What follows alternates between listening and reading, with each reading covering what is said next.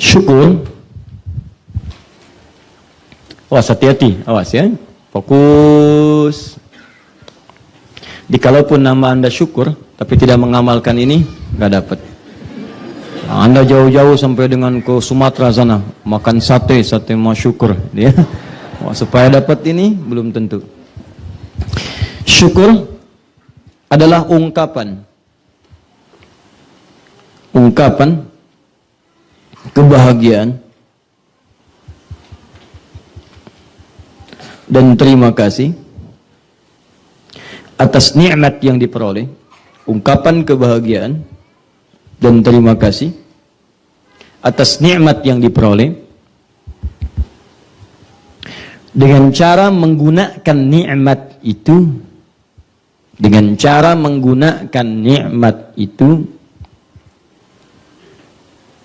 sesuai dengan ketentuan yang telah Allah tetapkan. Ungkapan kebahagiaan dan terima kasih atas nikmat yang telah diperoleh dengan cara menggunakan nikmat itu sesuai dengan ketentuan yang telah Allah tetapkan. Jelas? Baik, yuk kita pelan-pelan. Pertama,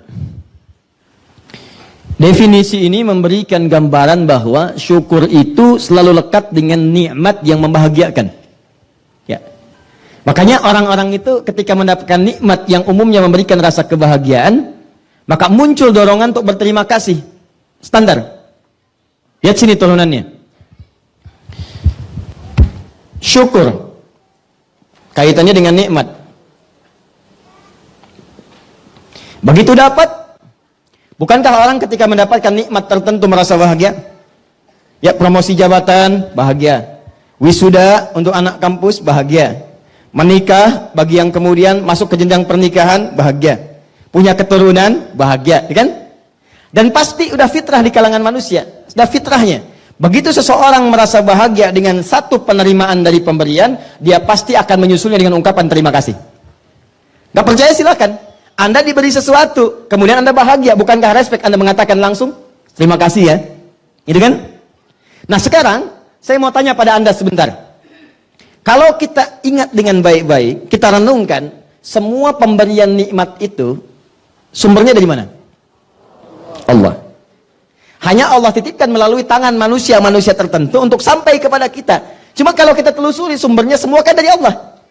Jadi Anda bayangkan, maaf ya, pada yang dititipkan oleh Allah saja kita terima kasih. Masa kepada Allah kita tidak bersyukur? Jelas ya? Makanya pada manusia disebut syukran, terima kasih dari syukur. Ucapan terima kasih. Tapi Anda jangan lupa, dia cuma dititipin oleh Allah, sampaikan pada si fulan lewat tangannya supaya dia mendapatkan bagian dari pahalanya. Jelas? Cuma yang tidak boleh kita lupakan, sumber nikmatnya bukan orang tadi, sumber nikmatnya dari Allah Subhanahu wa taala. Nah, lalu Allah kasih tawaran kepada kita.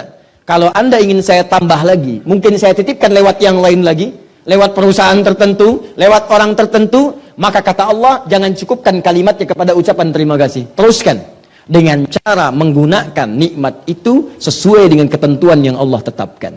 Yuk kita ambil contoh satu-satu. Di sini, di bagian terakhir banyak yang gagal di sini. Bagian pertamanya sukses. Menerima nikmat, bahagia. Lahir anak, bahagia. Maaf. Sampai sini selesai. Terima kasih. Cuma kemudian itu tidak disusul dengan ketentuan Allah. Bagaimana cara merawat anak yang baik sehingga kebahagiaan itu berlipat di masa depan. Tidak diikuti sehingga muncullah kemudian penyesalan di masa depan. Jangankan sampai ke surga, dunianya sudah nestapa. Ada yang lekat dengan narkoba, ada yang senangnya tawuran, ada yang sudah membantah orang tua, ada yang durhaka dan sebagainya. Nah, sekarang yuk kita masuk pada satu-satu cara nikmatnya. Pertama, bagaimana mensyukuri contoh nikmat yang menenangkan dan memberikan kenyamanan. Baik, Bapak Ibu, sebentar. Nikmat penglihatan, bisa melihat, nikmat tidak? Nikmat ya? Baik, kalau kita sepakat itu nikmat, berarti harus kita syukuri kan? Baik, supaya apa? Lihat baik-baik, pelan-pelan. Orang yang bisa melihat itu tenang, nyaman, tentram. Ketika mati, lampunya padam, mulai sibuk, mulai gelisah, nyari sendal di pengajian, bahkan bisa tertukar, ya. Nyari barang tidak kelihatan, nyari handphone harus dinyalakan dulu macam-macam. Nyari mushaf juga tidak nampak terlihat. Begitu kelihatan, cahaya dipantulkan, lewat masuk ke mata, alhamdulillah jadi tenang lagi. Baik, yang paling menarik adalah, nah ini dia poinnya. Bagaimana mensyukuri nikmat mata itu, sehingga kenikmatan pada pandangan itu selalu Allah berikan sampai dengan masuk ke hari kiamat. Dan puncaknya adalah, orang-orang yang bisa mensyukuri nikmat pandangan ini, di hari kiamat, dia diberikan kenikmatan yang paling tinggi pada pandangannya. Dia bisa memandang Allah langsung tanpa hijab. Itu nanti ada di Quran, surah ke-75, ayat 22 sampai 23. Quran surah ke-75, ayat 22 sampai 23. Paling kiri sebelah atas. Wujuhu yawma idzin nadhirah. Di hari kiamat itu nanti ada yang wajahnya pancar gembira luar biasa, terpancar kegembiraan. Bukan karena masuk surganya, karena yang lain pun masuk surga. Tapi yang ini ila rabbiha nadhirah, karena dia bisa melihat Rabbnya langsung tanpa hijab seketika. Itu diantara kenikmatan terbesarnya.